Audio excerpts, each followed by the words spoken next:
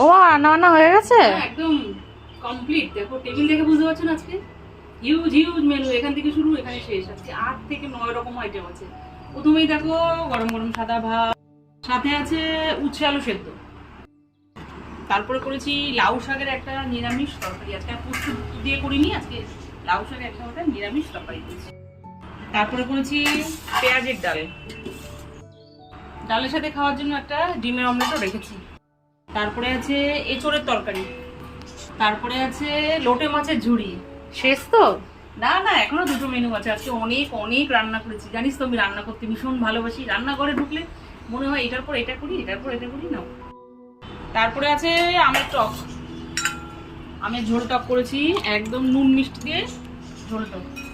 সব শেষে টমেটোর চাটনি। এই হলো আজকে দুপুরবেলাটা একদম দুর্দান্ত হিউজ হিউজ মেনু। মেনুগুলো কেমন হলো তোমরা কিন্তু কমেন্ট করে অবশ্যই জানাবে। আজকের মতো এ পর্যন্ত, আবার দেখা হবে নতুন কোনো ভিডিওতে। ততক্ষণ জানো টাটা।